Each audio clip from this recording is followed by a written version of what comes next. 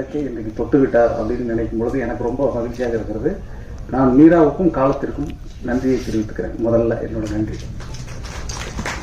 அப்புறம் இந்த படத்தை பற்றி சொல்லணும்னா சொல்லிட்டே இருக்கலாம். ஆனால் இது நன்றி தெரிவிக்கிறதுனால நிறையா சொல்ல முடியாது. குறிப்பாக நான் சொல்லணும்னு ஆசைப்பட்டது மரியாதைக்குரிய ஐயா கஸ்தூர்ராஜா அவர்கள். ஒரு பாடலாசிரியராக, இயக்குனராக, அவருடைய எல்லா முகத்தையும் பார்த்து முதல் முறையாக அவர் நடிகராக பார்க்கும்போது ரொம்ப மகிழ்ச்சியாக இருக்குது. அது மிகப்பெரிய வெற்றி படமாக இருக்குது. இனி வரக்கூடிய எல்லா வெற்றி படங்களிலும் அவரே அப்பாவாக இருப்பார், தப்பாமல் இருப்பார் அப்படின்னு நினைக்கிறேன். ரொம்ப சந்தோஷம் அளித்தார். இந்த படத்தை தூக்கி சுமந்ததில் நிறைய பேருக்கு பங்குண்டு. மேடையில் அமர்ந்திருக்கக்கூடிய சுரேஷ் காமாட்சியாக இருக்கட்டும், நேசம் என்டர்டெயின்மெண்ட், அதே மாதிரி இந்த படத்தை வெளியீடு செய்த அவங்க அப்படி ஒவ்வொன்றா யோசிச்சு பார்த்தாக்க இந்த அரங்கத்தில் இருக்கக்கூடிய நீங்கள் எல்லோரும் எப்படி இந்த படத்துக்கு முக்கியமாக இருந்தீர்களோ அதே மாதிரி தனிப்பட்ட ஒவ்வொருவரும் இந்த மீராவினுடைய வெற்றியை, இந்த ஹபீபியினுடைய வெற்றியை கொண்டாடி இன்றைக்கு தீர்க்கிறார்கள் என்றால் அதுக்கு ஒருத்தர் பரஸ்பரமான இந்த பூமி, இந்த தமிழ்நாட்டினுடைய மரபு அப்படின்னு யோசிச்சு பார்த்தா ரொம்ப ஆச்சரியமாக இருக்கிறது. இப்படி ஒரு படம் வரவே இல்லை 100 ஆண்டு கால தமிழ் சினிமாவில் என்று சொல்லக்கூடிய அளவிற்கு இஸ்லாமிய வாழ்வியலை ரொம்ப நுட்பமாக எடுத்து தொட்டு காட்டியிருக்கிறார். ஒரு பெரிய வாசலை மீரா கதிரவன் திறந்து விட்டுருக்காருன்னு தான் சொல்லணும். குறிப்பாக இந்த படத்துக்கு பின்னால் நிகழ்ந்த சம்பவங்கள் எல்லாமே எனக்கு ஞாபகத்துக்கு வருது. ஒரு 5-6 வருஷத்துக்கு முன்னாடி மீரா இந்த படத்தினுடைய திரைக்கதை எழுதிய நண்பர் தோழர் முகமது அமீன் அவர் ஒரு முறை சொன்னார், தமிழ் திரைப்படங்களில் ஏன் இஸ்லாமியர்களை ஒரு தீவிரவாதிகளாகவே காட்டுகிறார்கள் அப்படிங்கிற ஒரு ஏக்கத்தோடையும் கோபத்தோடையும் ஆதங்கத்தோடையும் ஒரு முறை பேசிட்டு இருக்கும்போது இதை பற்றி ஒரு கலந்துரையாடல் ஏற்பாடு பண்ணணும் அப்படின்னு சொல்லி எல்லா இயக்குனரோடு நீங்கள் பயணிச்சிருக்கிறதுனால நீங்கள் கூப்பிட்டா வருவாங்க அப்படின்னு சொல்லி ஒரு நிகழ்வை ஒரு 6 வருடத்துக்கு முன்னாடி நினைக்கிறேன் கவித்துவ மன்றத்தில் ஏற்பாடு செய்யணும். தமிழில் அன்றைக்கு முக்கியமாக இருந்த அத்தனை இயக்குநர்களும் அதில் கலந்து கொண்டார்கள். அதில் கலந்து கொண்டு எல்லோரும் பேசுகிற பொழுது ஒரு விஷயத்தை சொன்னார்கள், இந்த இஸ்லாமிய வாழ்க்கையை அல்லது இஸ்லாமியர்களை பற்றி நாங்கள் சொல்லணும் அப்படின்னா 80களுக்கு முன்னாடி வந்த திரைப்படங்களில் எல்லா இஸ்லாமியர்களும் நல்லவர்களாக இருந்தார்கள். 80க்கு பிறகு வந்த எல்லா சினிமாவிலும் இஸ்லாமியர்கள் தீவிரவாதிகளாக காட்டப்பட்டார்கள். இது ஏன் மாறுனுச்சு அப்படிங்கிறத ஒரு விவாதமாக அன்றைக்கு எல்லா இயக்குநர்களும் பேசினார்கள். இன்றைக்கு தமிழ் சினிமாவில் இருக்கக்கூடிய முக்கியமான அத்தனை இயக்குநர்களும் அந்த விழாவில் கலந்து கொண்டு பேசிவிட்டு இறுதியாக பேசுகிற போது எல்லோரும் ஒன்று சொன்னார்கள், இந்த படத்தை எடுக்க வேண்டும் என்றால் அடிப்படையில் இந்த இஸ்லாமிய வாழ்வை உற்றுணர்ந்த ஒருவரால் தான் எடுக்க முடியும். மீரா நீங்க எடுங்கன்னு சொன்னாங்க. நான் எடுக்கிறேன் என்று அவர் இதயத்தில் தாங்கிக் கொண்டு சுமந்த அந்த கதை 6 ஆண்டுகளுக்கு பிறகு திரைப்படமாக இன்றைக்கு வெற்றியும் அடைந்திருக்கிறது. எனவே எல்லோருடைய கோரிக்கையும் நிறைவேறி இருக்கிறது. அந்த கோரிக்கையை நிறைவேற்றிய பெருமையை, நன்றியை மீராவுக்கு தெரிவித்துக் கொள்கிறேன். இந்த நிகழ்வில் சம்பந்தப்பட்டிருக்கக்கூடிய அத்தனை பேருக்கும் தனிப்பட்ட முறையில் எனக்கு நான் சொல்லணும்னா தமிழ் சினிமாவில் இருக்கக்கூடிய அத்தனை தொழில்நுட்ப கலைஞர்களும் இந்த படத்தை தனிப்பட்ட முறையில் என்னிடம் தொலைபேசி செய்து இதை பார்த்துட்டு ரொம்ப மகிழ்ந்து பரவசப்பட்டு இப்படி ஒரு வாழ்க்கை, இப்படி ஒரு படம் அப்படின்னு சொல்லுகிற பொழுது நான் மறுபடியும் என்னுடைய நண்பன் ஜெயித்து விட்டான் என்கிற சந்தோஷத்தோடு இந்த வேலையில் இருக்கிறேன். உங்கள் எல்லோருக்கும் நன்றி. நன்றிங்கக்கா. அத்தனை பேருக்குமே மனமார்ந்த வணக்கம். அருமையான ஒரு தருணம் இது எனக்கு.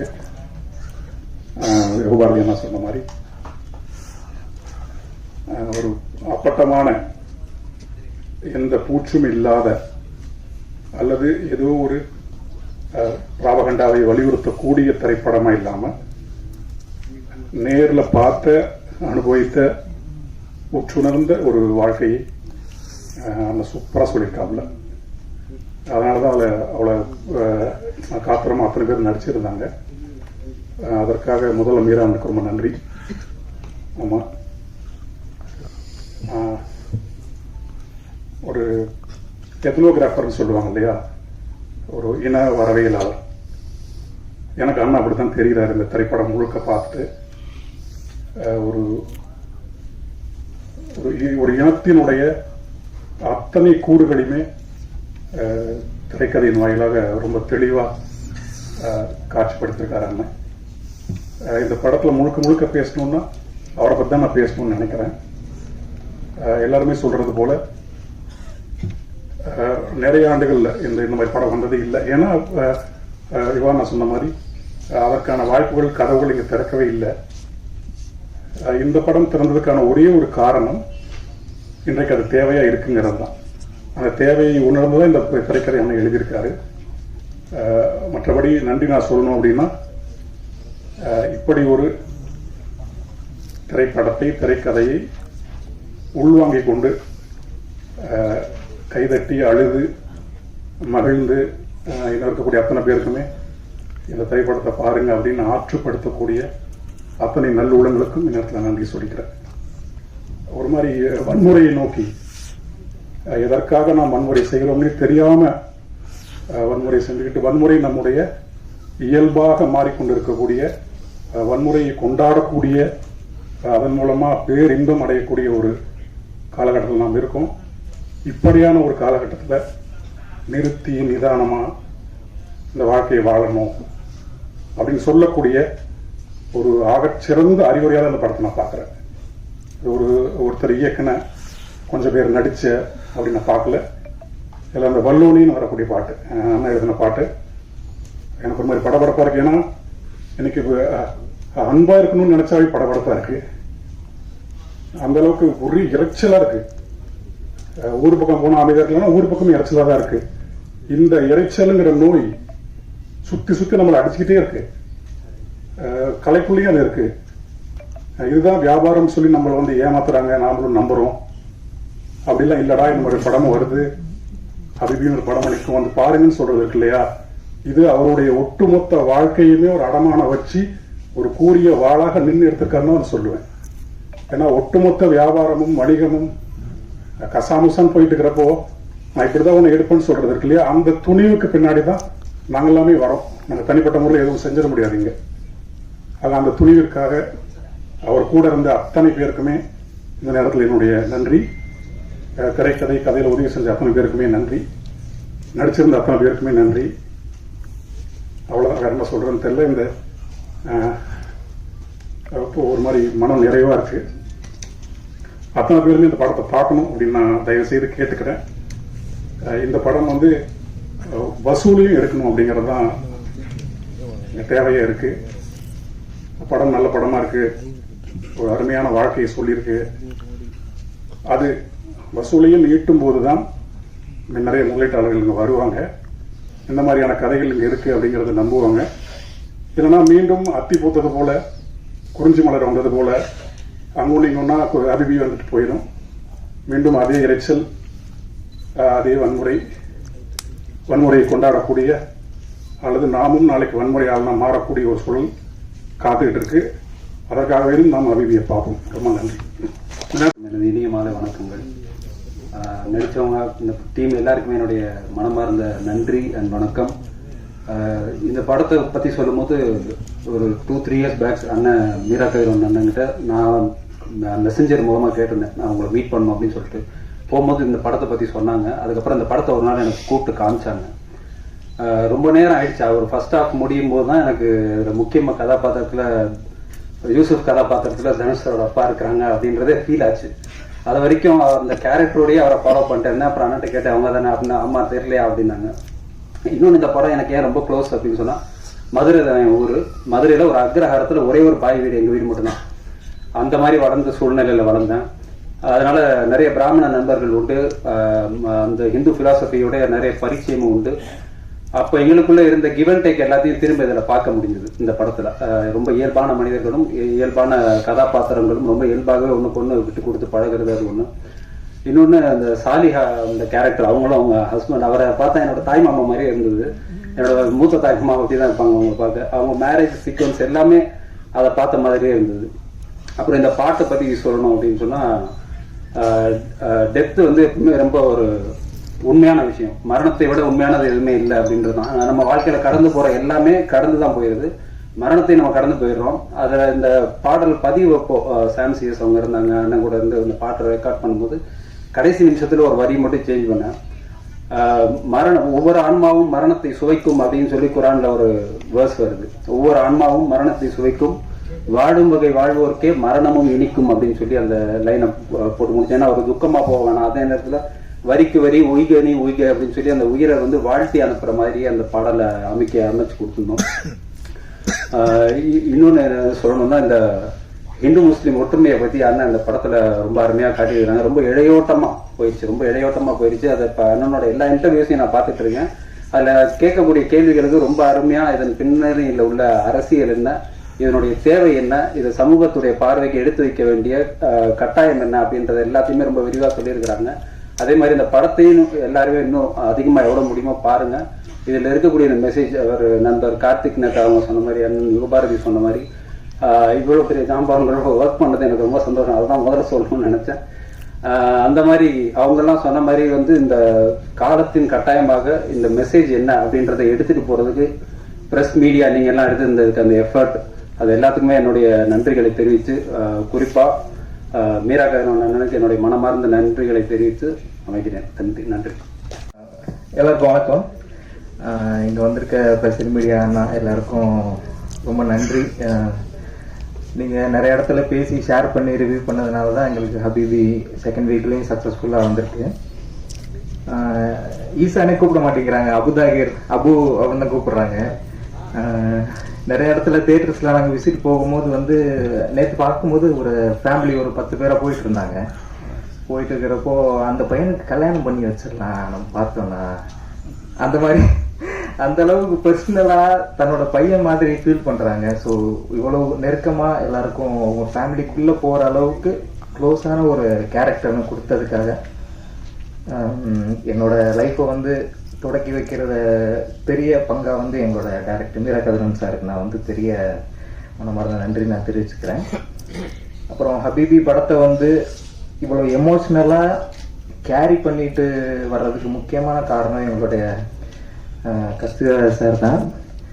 ஏன்னா அவரோட அப்பா கேரக்டர் வந்து படத்தில் இருக்க மற்ற குடும்பத்தை மட்டும் கேரி பண்ணலை. அவர் படத்தையே வந்து எல்லா இடத்துக்கும் கேரி பண்ணுறாரு. அவரோட லைட் வந்து எங்களுக்கும் வந்து சேர்ந்ததில் எங்களுக்கு பெரிய சந்தோஷம் பெருமையும் நாங்கள் பட்டுக்கிறோம்.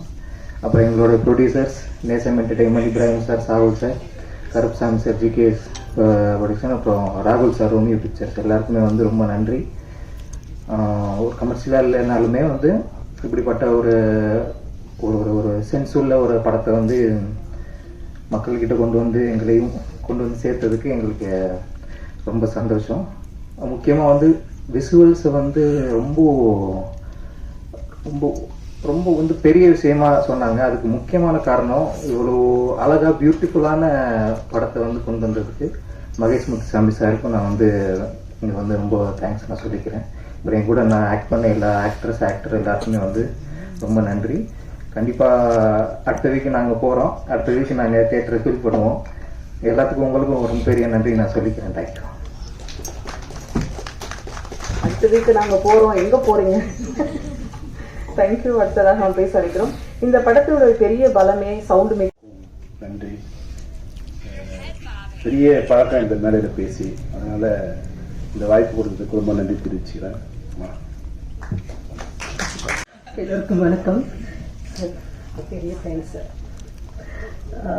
ஹபீபி அப்படிங்கிற ஒரு படம் வந்து சார் எனக்கு கொடுக்கும்போது இந்த ரோல் இவ்வளோ பெரிய ரோலாக இருக்கும் அப்படின்னு சொல்லி நான் எதிர்பார்க்கல.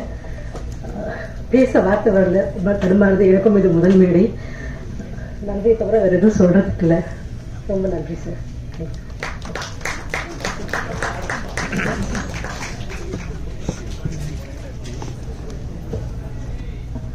ஹீரோவோட அம்மா வந்து அதை வந்து உண்மையிலேயே பெரிய அளவில் நிறைவேற்றிருக்காரு. ஆனால் அவர்கள் பட்ட கஷ்டங்கள் எனக்கு தெரியும். அதில் இது இவ்வளோ பெரிய சந்தோஷமான நிகழ்வுக்கு முன்னால் பெரிய கஷ்டமான வழிகளும் அவருக்கு உண்டு. இறைவன் அருளால் இந்த படம் எல்லா அரங்கிலும் நானும் போய் பார்த்தேன். சவுத் சைடு என்னுடைய பகுதி திருநெல்வேலி தான். நானும் அயல் நாட்டிலலாம் கடந்து வந்தவன் தான் 1990. அப்போ இந்த தாக்கம் எல்லாருக்குமே எங்கள் பகுதியில் பார்த்தீங்கன்னா எல்லாருக்கும் எல்லாமே அயல்நாட்டுக்கு வந்து தான் இருப்பாங்க. ஏதாவது ஒரு ஊரில் ஒரு கிராமம் எடுத்துக்கிட்டிங்கன்னா 100 பேராவது இருப்பாங்க. அப்போ எல்லார் வீட்லேயுமே இந்த துயரமான சம்பவங்கள் இருக்கு. இஸ்லாமியர்கள் வந்து நாங்கள்லாம் இந்த மண்ணின் மைந்தர்கள், நாங்கள்லாம் கன்வெர்டட், லிபரேஷன், நாங்கள் ஒரு மார்க்கத்தை தான் தழுவிக்கிட்டோமே தவிர அரபியர்களும் அல்ல, அந்நிய தேசத்துக்கு சொந்தமானவர்களும் அல்ல. இந்த மண்ணின் மைந்தர்கள் நாங்கள் பார்த்தீங்கன்னா இஸ்லாமியர்கள் சொல்லி காட்சிப்படுத்துவாங்க. சிலர் வந்து சினிமாவில் வந்து வேற வேற விதமாக காட்சி பண்ணியிருக்காங்க. நிறைய பேர் உண்மைன்னு நம்பிக்கிட்டு இருக்காங்க. நிறைய பேர் அப்படி இல்லை. இஸ்லாமியர்கள் பார்த்தீங்கன்னா நிறைய ஊர்களில் விவசாயம் வயல் அறுவடை பண்ணுவாங்க, களை எடுப்பாங்க, ஏறு பிடிச்சி உழுவாங்க, கொல்லப்பட்ட வச்சிருப்பாங்க.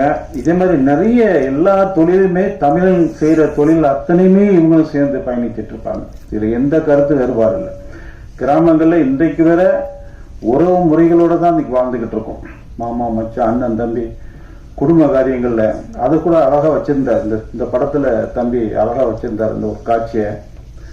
அதே மாதிரி இந்த படத்தை பத்தி தெரிவிக்கணும்னா நிறைய பேசிக்கிட்டே இருக்கலாம். எல்லாரோடைய மக்கள் மத்தியில வந்து எங்க இஸ்லாமியர்கள் சைட்ல பாத்தீங்கன்னா ரொம்ப மிகப்பெரிய நிறைவான ஒரு விஷயம் இது.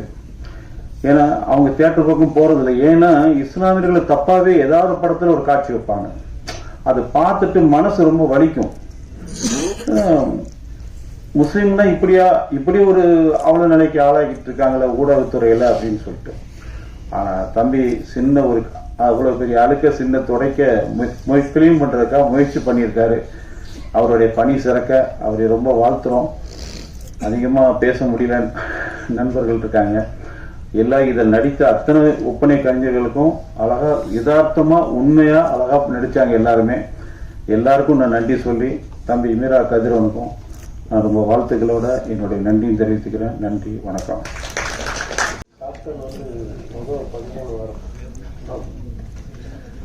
அனைவருக்கும் இனிய மாலை வாழ்த்துக்கள்.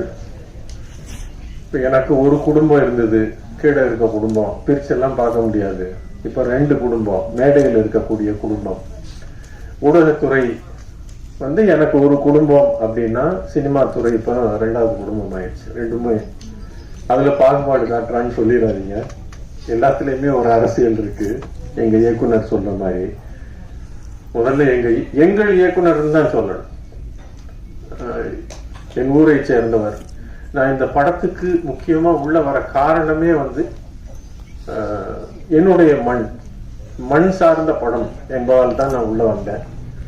இதற்கு முன்னால் நிறைய வாய்ப்புகள், பெரிய பெரிய வாய்ப்புகள் வந்து என்னால் அது பண்ண முடியல. அது உலகத்துக்கே தெரியாது. இன்னொரு உண்மையை சொல்லி ஆகணும். நான் சின்ன வயசுல ஒரு சற்றேறக்குறைய ஒரு 4-5 வயசு இருக்கும்னு நினைக்கிறேன். அப்போ திடீர்னு என் கூட படிச்ச மஞ்சுளா, அந்த மஞ்சுளாவுடைய தகப்பனார் வந்து சினிமா துறையில இருந்தாங்க. அப்போ இந்த மாதிரி ஒரு படம் நடக்குது. என்ன படம்? அப்பதான் நீங்க கூர்ந்து கவனிப்பீங்க. ஒரு படத்துக்காக வேன்ல கூப்பிட்டு போறாங்க.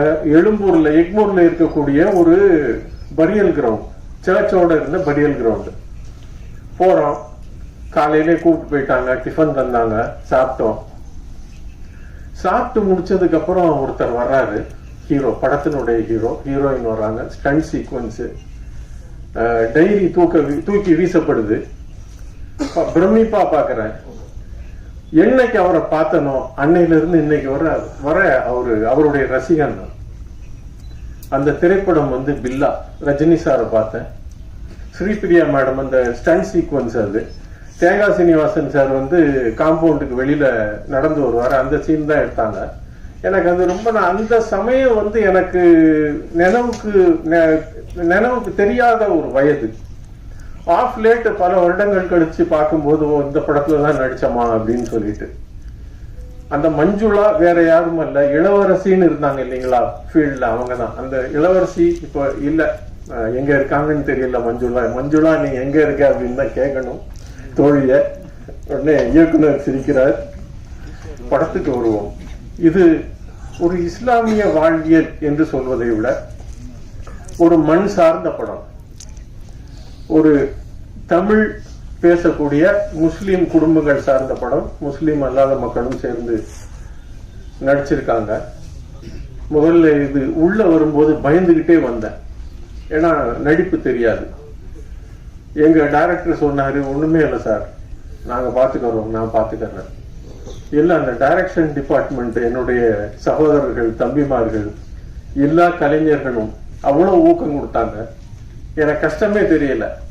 டைரக்ஷன் அப்படிங்கிறது ஓரளவுக்கு தெரியும். கேமராமேன் ஆகணுங்கிறது தான் என்னுடைய ஆசை.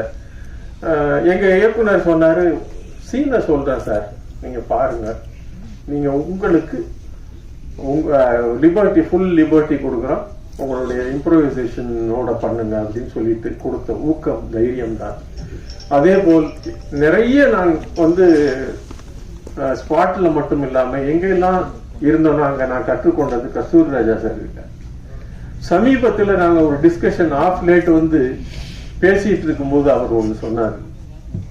ஹபீபி என்றால் எல்லாம் ஒண்ணு சொல்றாங்க ஊர்ல. ஹபீபி என்றால் குடும்பம்னா என்ன, கணவன்னா என்ன, மனைவின்னா என்ன, அப்பான்னா என்ன, பையன்னா என்ன, வாழ்க்கைன்னா என்ன, அன்புன்னா என்ன. ஏன்னா இன்னைக்கு வந்து இருக்க வாழக்கூடிய காலகட்டத்துல மனிதத்தை மறந்து விட்டோம். வேக வேகமா போறோம், ரொம்ப வேகமா போயிட்டுருவோம். சகோதரர் கார்த்திக் நேத்தா அவர்கள் சொன்னாங்க, அப்ப அந்த இரைச்சல் அது நமக்கே ரொம்ப அலர்ஜியா இருக்கு. எங்கடா அமைதி கிடைக்காதா, ரிசார்ட்டை தேடி ஓடுறோம். இல்ல, இருக்கு, நம்மள்டே ஹாப்பினஸ் இருக்கு, நம்மள்டே சந்தோஷம் இருக்கு. அதை தொலைக்கிறதுக்கு முன்னால நம்ம அதை கண்டுபிடிச்சுக்கிறோம். கஸ்தூரி ராஜா சொன்னது வந்து உண்மையான வார்த்தைகள். இந்த படம் வந்து உறவு முறைன்னா என்ன, சந்தோஷம்னா, சுகம்னா என்ன, துக்கம்னா என்ன, உறவை வந்து இழந்துடாதீங்க. இதைத்தான் சொல்லியிருக்கிறார் எங்களது இயக்குனர். இப்ப வந்து ஊர் நாடு கொண்டாடுதுன்னு சொல்றதை விட உலகமே கொண்டாடுது. அனைவருக்கும் நன்றி, வாய்ப்புக்கு நன்றி. கம்பு சாமை எல்லாம் பேசாம கொஞ்ச நேரம் கேட்டுட்டு போலான்னு வந்து மேடைக்கு வருவேன்னு எனக்கு கண்டிப்பா தெரியாது. ஒரு மாலை பொழுதுல ஒரு நாள் வந்து கோவை பயணத்தின் போது இயக்குனர் ராம் அவர்களை சந்திச்சேன். அப்போ அவங்க நானும் ஒரு 5 நிமிடம் ஒன்னா நடந்து போயிட்டு இருக்கும்போது வேகமா சொன்னாங்க, உங்களுக்கு பிடிக்கும் கண்டிப்பா ஹபீபின்னு ஒரு படம் வரப்போகுது, அந்த படம் வரும்போது மீரான்னு ஒருத்தங்க வந்து பண்ணியிருக்காங்க, எனக்கு உண்மையிலேயே மீரா கதிரவன் அப்படிங்கிற வார்த்தை கூட எனக்கு தெரியாது, நான் வந்து கண்டிப்பா நீங்க பார்க்கணும் அப்படின்னு சொன்னாங்க. அதோட நான் அதுக்கப்புறம் மறந்துட்டேன். 10 நாள் முன்னாடி திருநெல்வேலி போயிருந்தப்ப திருநெல்வேலியில நான் இருந்த வீட்டுக்கு பின்னாடி முத்துராம் தியேட்டர்ல, ராமமுத்துராம் தியேட்டர்ல அந்த படம் ஹபீபி போஸ்டர் பார்த்தீங்கன்னா ராம் சொன்ன படமாச்சு அப்படின்னு மொத்தமா வீட்டுல எல்லாரையும் ஒரு 6-7 பேரை சேர்த்து கூட்டிட்டு படத்துக்கு போய் ஒரு செகண்ட் ஷோ போய் பார்த்தோம். உண்மையிலேயே மனம் அப்படி கனத்து போயிடுச்சு. படம் பார்த்து முடிச்சுட்டு 1:30 மணிக்கு வீட்டுக்கு வரும்போது 10:45 காட்சி, வீட்டுக்கு வரும்போதே 1:30, 1:45, 2 ஆயிடுச்சு. ஆனா 4 மணி வரைக்கும் எனக்கு தூக்கமே வரல. 4 மணி வரைக்கும் மனசெல்லாம் அப்படி அவ்வளவு கனத்து. ஏன்னா நான் பழையங்கோட்டைக்காரன், எனக்கு கடையநல்லூர் வாழ்க்கை தெரியும், எனக்கு காதர் மாமா உண்டு. சிவராமனா இருந்தாலும் காதர் மாமா எங்க அப்பாவினுடைய நெருங்கிய நண்பர். அப்போ யூசுப்பும் சாரும் தென்னந்தோப்பு நண்பராக வரக்கூடியவர்களும் பேசிய காட்சியெல்லாம் அப்படி என் மனசுக்குள்ள எங்க அப்பாவும் காதர் மாமாவும் பேசிக்கிட்டு இருந்த மாதிரியே ஒரு உணர்வு இருந்துச்சு. பல நாள் நான் அது மாதிரி என்னுடைய நண்பர்கள்ட்ட எங்கெல்லாம் சொல்லியிருப்பேன். எனக்கு ஒரு எத்தனை இஸ்லாமிய நண்பர்கள் அங்க இருந்தாங்க, நாங்க எப்படி கிளாஸ்ல இருந்தோம், ஆனா இன்னைக்கு சமூகம் ஏன் இப்படி இருக்கிறது, எனக்கு கோபத்தோட பல நேரம் பேசிக்கொண்டே இருந்ததுக்கு ஹபீபி வந்து ஒரு பெரிய விடுதலை கொடுத்துச்சு மனசுல. அவ்வளவு நல்லா ஒவ்வொரு காட்சியும் ஒவ்வொரு விஷயங்களும் அவங்க கட்டமைத்திருந்தது. அதுல அந்த காஸ்டிங்கா இருக்கட்டும், அதுல ஒரு வார்த்தைகள் நான் பல நேரம் அப்படியே யோசிச்சு பார்ப்பேன். அதுக்கப்புறம் 5-6 நாட்களாவே ஹபீபிக்குள்ளேயே இருந்தேன்னா, மருத்துவமனையில பேசிட்டு இருக்கும்போது கூட நோயர்களோட பேசும்போது கூட ஹபீபி பாத்தீங்களா அப்படின்னு பரிந்துரை சீட்டுல கூட அது வர ஆரம்பிச்சிருச்சு. அந்த அளவுக்கு இது சும்மா சோதனைக்காக சொல்லல. நேற்று கூட ஒருத்தர் வந்து முகநூல்ல நான் எழுதியிருக்கிறத பார்த்துட்டு, சார் இன்னைக்கு சாயந்தரம் போறோம் அப்படின்னு சொன்னாங்க. ஏன்னா எனக்கு ரொம்ப மனசுக்கு வந்து இப்படியான படங்கள் வந்து பெரிய வெற்றியை பெறணும், உலகமே கொண்டாடணும், வசூலில். ஏன்னா அந்த படத்தை தயாரித்தவங்க, விநியோகித்தவங்க, அவங்களுக்குலாம் இது ஒரு பெரிய மகிழ்ச்சி இருக்கணும். மீரா கதிரவனுடைய பெரு உழைப்பு இதுல இருக்குன்னு தெரியும். ஆனா இதை வந்து சமூகம் எப்படி கொண்டாட போகிறது ஒட்டுமொத்தமா? ஏன்னா நிச்சயமா இதுல இருக்கக்கூடிய பல்வேறு கலை நுணுக்கம் அறிந்தவர்கள் எல்லாரும் கொண்டாடி தள்ளுறாங்க எல்லா இடத்துலயும். படம் பார்த்தவர்கள், முகநூலில் எழுத தெரிந்தவர்கள், முகநூலில் எழுதுறவங்க எல்லாருமே கொண்டாடி எழுதுறாங்க. ஆனா சாமானிய மக்கள் எல்லாருமே கொண்டாடணுமேங்கிற ஒரு ஆதங்கம் தான் அந்த முதல் நாள் பார்த்துட்டு வந்தோடனே எனக்கு அப்படி தோணிட்டே இருந்துச்சு. அதுல எத்தனை காட்சிகள் ரொம்ப பிடிச்சிருந்தது. சாலியா அந்த கேரக்டர்ல அவங்க பேசின விஷயங்கள், அப்புறம் அந்த நிலோஃபர்ங்கிறது கூட நிலவு அப்படின்னு ஒரு மொழியோட பேசுனது வந்து ரொம்ப பிடிச்சிருந்துச்சு. அப்படி நம்ம ஊர் லாங்குவேஜ்ல எல்லாம் நிலவு ஏன் சொன்ன பேச்ச கேளு அப்படிங்கிற அந்த வட்டார மொழி, அதுல இருந்த விஷயங்கள், இப்படி பல விஷயங்கள் வந்து ஒரு இஸ்லாமிய ஜானசா எப்படி இருக்குங்கிறத வந்து அழகா பார்க்க வச்சது யூசுப்புடைய விஷயத்தையும். அப்படி ரொம்ப சொல்லிட்டே போலாம். அவ்வளவு ஒரு நெகிழ்வான படம். இன்றைய திரைப்படங்கள் வந்து பல நேரங்கள்ல ஒரு வலியை தருகிறது. ஆனா இப்படி ஒரு மனசுக்கு நெருக்கமா ஒரு இதமான வாழ்வை பார்க்கணும். ஏன்னா எங்களை போன்றவர்கள் 80, 90களில் வந்து திரைப்படங்கள் எங்களை பல விஷயங்கள்ல கட்டமைத்தது என்றுதான் நான் சொல்வேன். காதலிச்சதுக்காக இருக்கட்டும், இல்லைன்னா வாழ்வில் நட்பு, பல்வேறு விஷயங்கள்ல சினிமா எங்களுக்கு நிறைய விஷயங்களை கொடுத்துருக்கு. ஆனா இப்ப இருக்கிற தலைமுறைக்கு ஒன்லி வெட்டு, குத்து, ரத்தம், கலரி இது மட்டும்தானா அப்படின்னு ஏங்கிட்டு இருக்கிறப்ப ஹபீபி படம் வந்து இல்ல, இப்படியும் வந்து ஒரு மிகச்சிறப்பான படம் கொடுக்க முடியும்னு காமிச்சிருக்கிறது வந்து அவ்வளவு நெகிழ்ச்சியா இருக்குது. ஒட்டுமொத்த திரைப்பட இந்த குழுவினருக்கும், இந்த திரைக்கு இதை கொண்டு வருவதற்காக மெனக்கிட்ட அத்தனை நண்பர்களுக்கும், இதை கொண்டாடி கொண்டிருக்கக்கூடிய அத்தனை மக்களுக்கும், ஊடகங்கள் அத்தனை பேருக்கும் ஹபீபியின் ஒரு மிகச்சிறந்த ரசிகனாக மனமார்ந்த நன்றியை தெரிவித்துள்ளேன். நன்றி. படம் பார்க்கிற குழுவினருக்கு இங்க பார்த்துட்டு இருக்கவங்களே ஏதோ ஒரு டிப்ஸ் சொல்லுங்க அப்படின்னாங்க. டிப்ஸ் எனக்கு என்ன சொல்லுன்னு என் மனசுல எதுவும் இல்லை. கண்டிப்பா போய் இன்னொரு தடவை ஹபீபி பாருங்க, உடல் நலம் நலமா இருக்கும். Thank you sir. ஆக்சுவலி இங்க வந்தோடனே சொல்லியிருந்தா ஏதாவது யோசிச்சு சொல்லியிருப்பீங்கன்னு நினைக்கிறேன். Thank you sir. அடுத்ததாக அதுக்காகவே எல்லாருக்கும் வணக்கம்.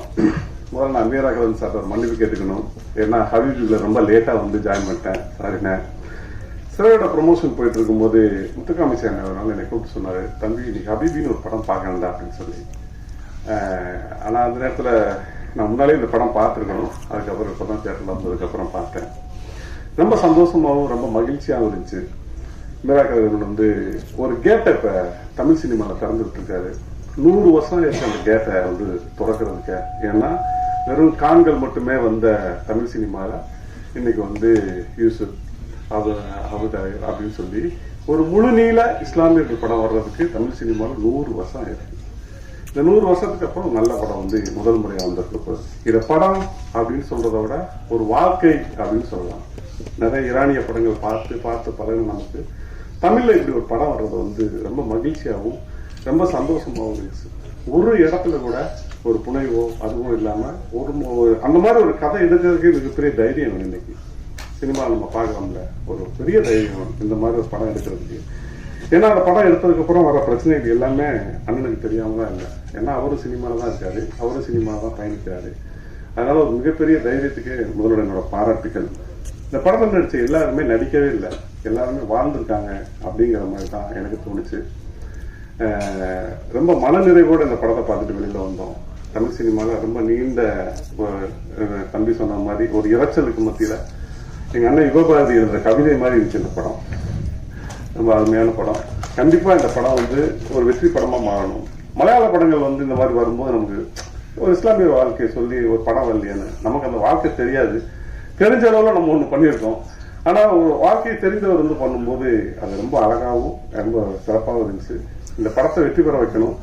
அதுக்கு எல்லாரும் இந்த படம் பார்க்கணும். நன்றி, வணக்கம்.